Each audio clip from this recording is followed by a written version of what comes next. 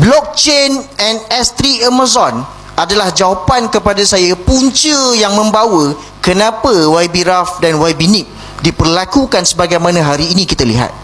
Tuan-tuan, saya terkejut sebenarnya, sebab that's why semalam di Kota Baru saya berceritakan tentang blockchain dan S3 Amazon. Walaupun sebenarnya saya nak bagi tahu yang kalau YB Raf tahu ni, dia kata tak payah dah, dia kata kan, kau buka sentuh cerita lain. Tapi tuan-tuan, kenapa saya masih bercerita? Sebab in order untuk kita faham isu yang berlaku sekarang, kita kena faham ni titik mula di belakang itu. Kita tak boleh faham, okey, YB Raf sedang ditekan di dalam kes konon-kononnya perjanjian AM dengan kerajaan Malaysia. Dia bukan bermula di situ. Dia bermula setahun yang lepas melalui blockchain dan S3 Amazon. Tuan-tuan baca berita tak? Sehari dua ni, apa berlaku dengan 3 ekor gajah yang dihantar ke luar negara? Apa berlaku tuan-tuan? Baca tak berita? Tiba-tiba YB Nip dikaitkan, konon-kononnya terlibat dengan berapa puluh juta dalam penghantaran gajah 3 ekor. Ke mana? Ke Jepun, betul? Tuan-tuan, apa gila benda ni? Lepas ni kalau ada apa-apa juga binatang ditemui dekat hutan dalam Pahang, kita tengok YB Wan Chen pula kena lepas ni. So this is madness. Yang mana kita tahu ini adalah satu usaha, dia dah tak jumpa point.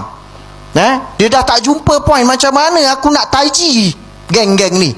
Maka dia bunuhlah karakter ni tadi, character assassination.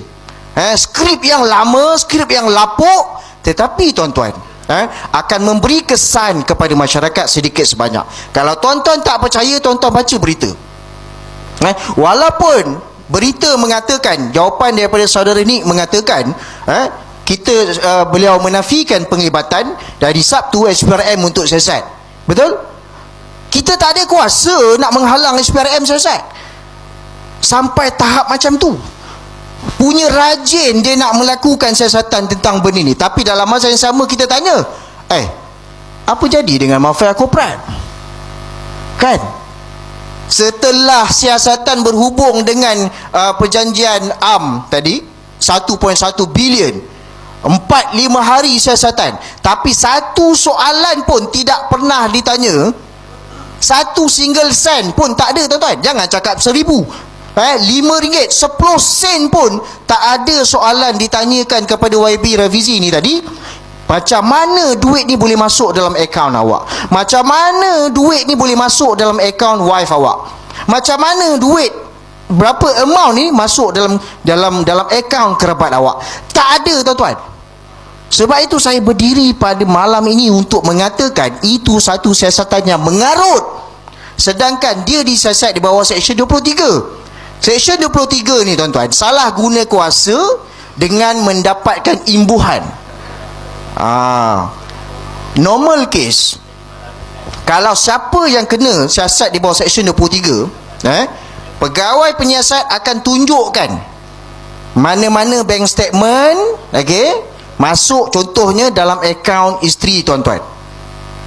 Dan soalan dia straightforward je. Macam mana 1 juta ni boleh masuk dalam akaun isteri kamu?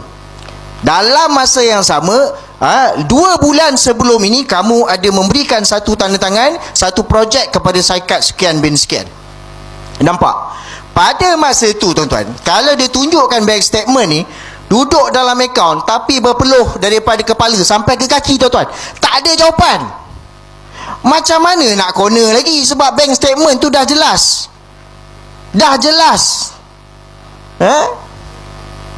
Jadi kita mengalu-ngalukan kedatangan saudara YB Raf.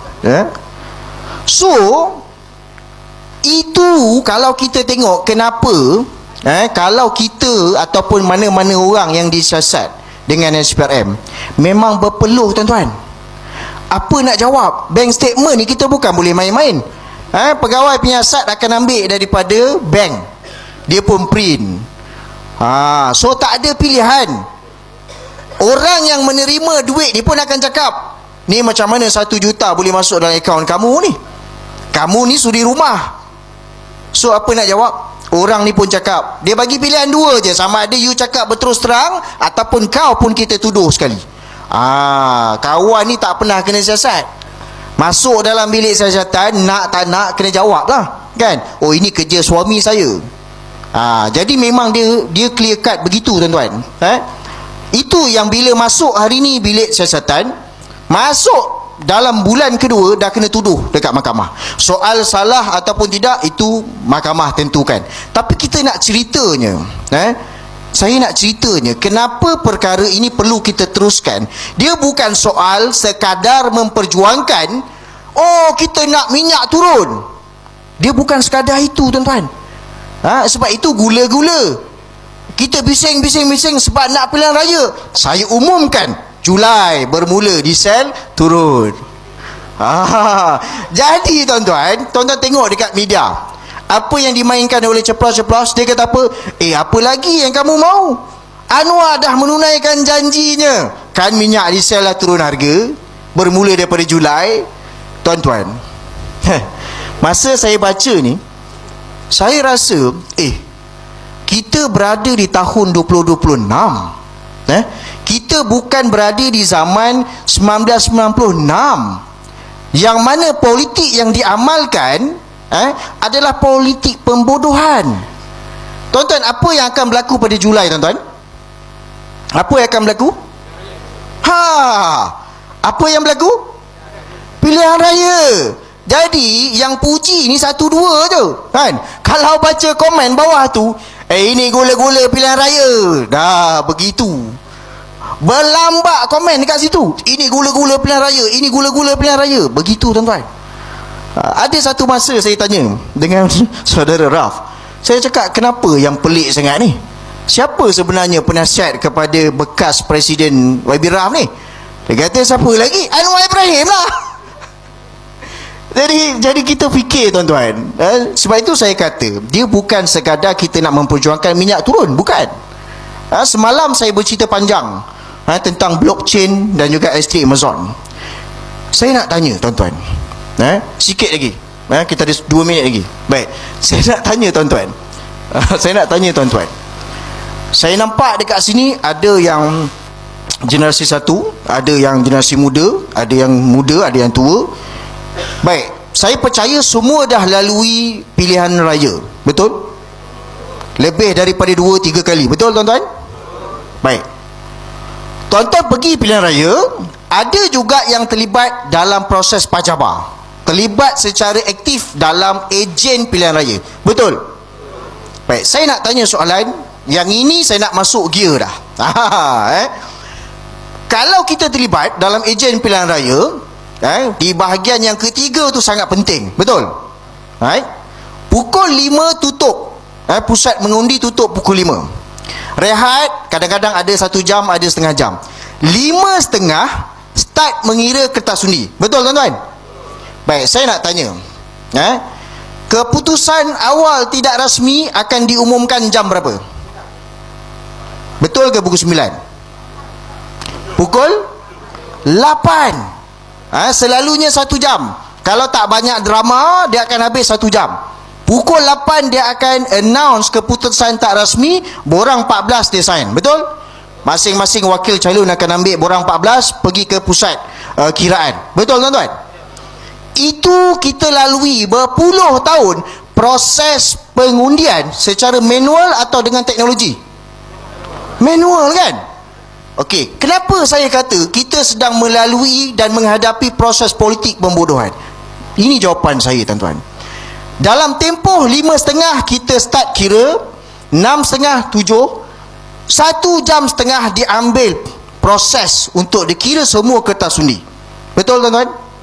Tiba-tiba, tuan-tuan, apa yang berlaku setahun yang lepas, satu parti politik dinosaur ini mengumumkan kita akan menggunakan teknologi moden dalam proses pemilihan parti mereka.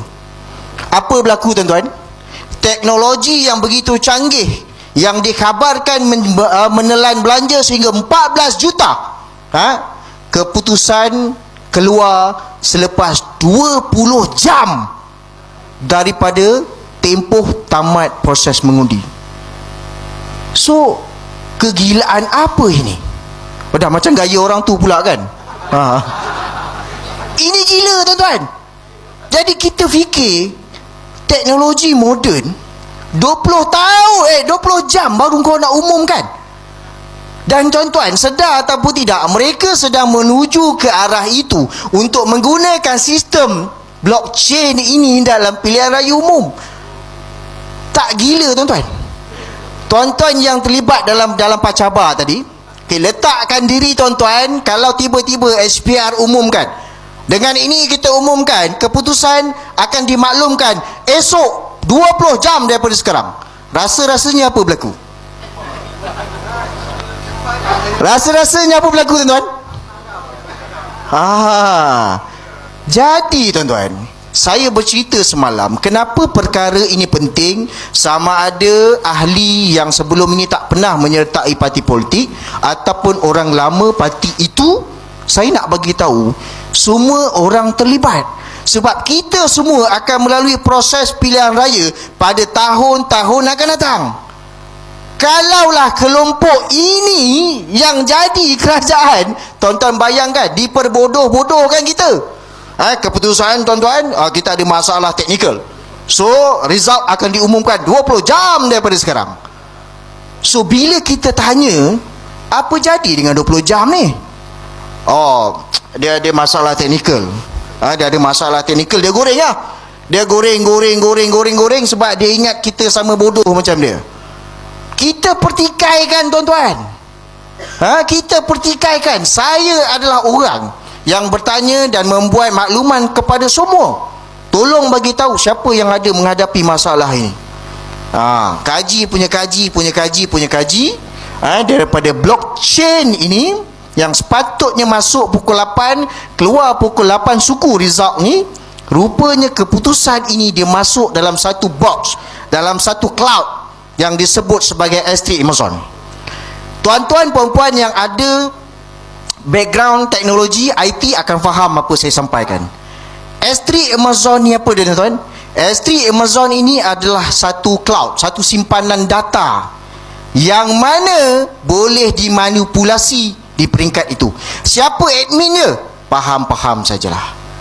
Jadi apa yang berlaku setahun yang lepas adalah bukan setakat kawan-kawan kita yang YB Raf dan juga YB Nick ini, seluruh Malaysia tuan-tuan dipancung semahu-mahunya magic berlaku di peringkat ST Amazon.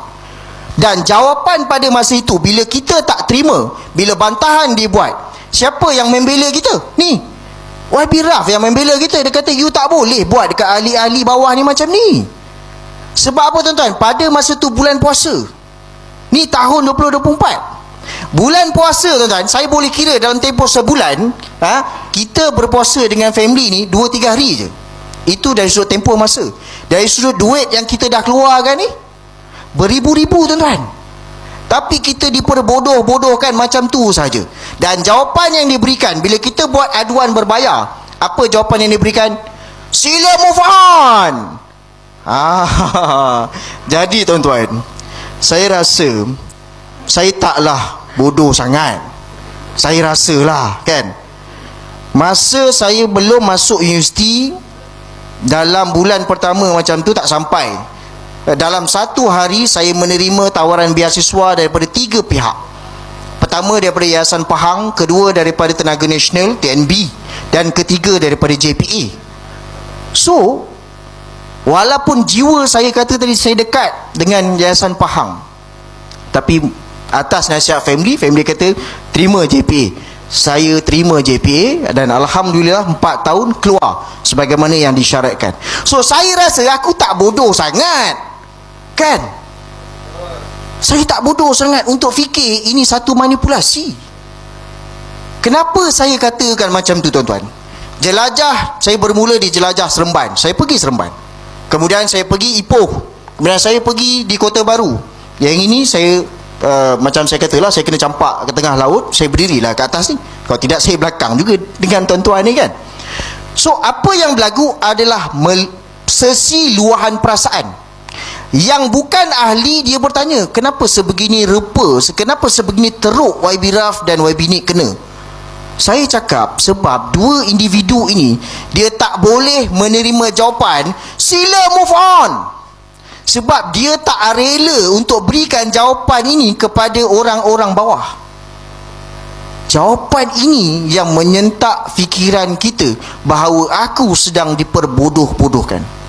Saya jumpa ahli semalam, kawan-kawan lama kita di Kota Baru. For the first time, selepas tahun kita menerangkan benda tu, masing-masing bercerita macam mana dapat banyak kita keluarkan duit, kita berjuang untuk apa yang parti lama YB Raf dengan YB Nick.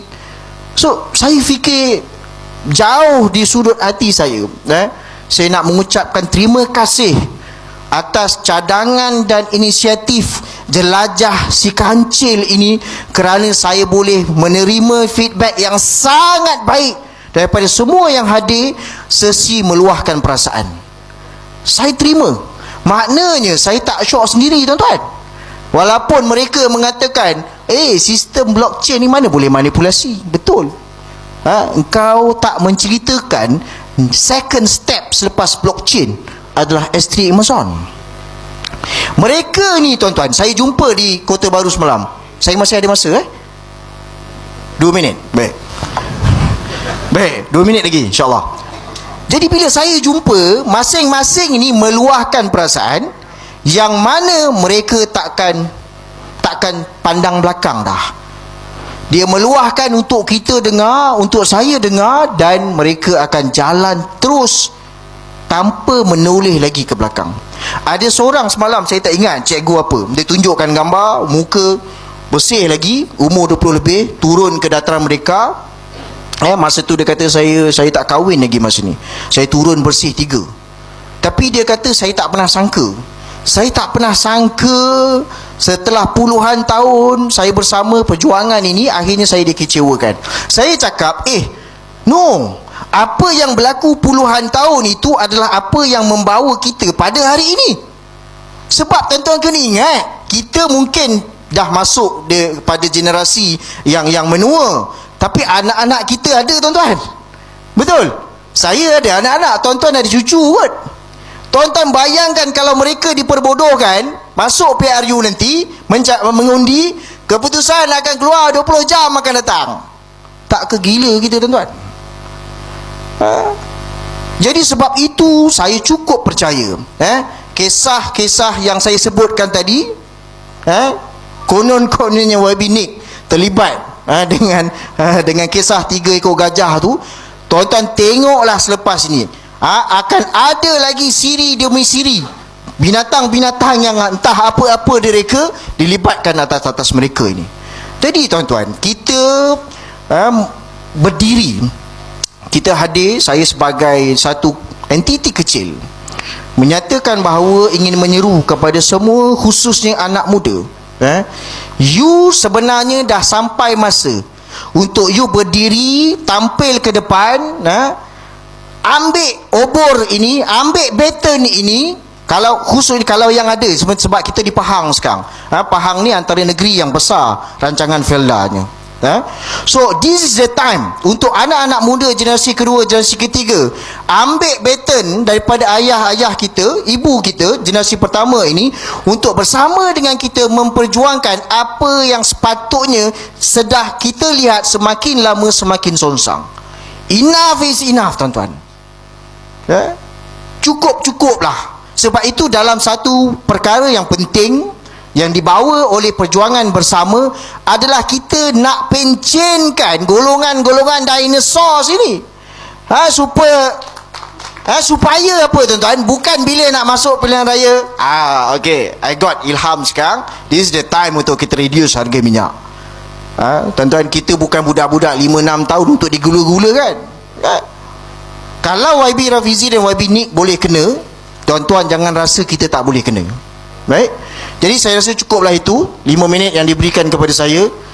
Saya menyeru tuan-tuan, bermula daripada sekarang, prepare soalan yang susah untuk tetamu kita YB Nick dan YB Raf untuk menjawab soalan demi Pahang, demi generasi Pahang, untuk masa depan yang lebih baik. akhir kalam, satu poin yang ingin saya sampaikan kepada Fauziah Saleh, bila nak buat Madani Mat dekat Selangor, takkanlah Indra Mahkota saja ada Madani Mat kan. Kalaulah Pahang saja boleh dapat Madani Mat, kita tukarlah jadi Kroni Mat kan. Dekat Selangor tu kita perlukan juga. Bau hanyir sangat.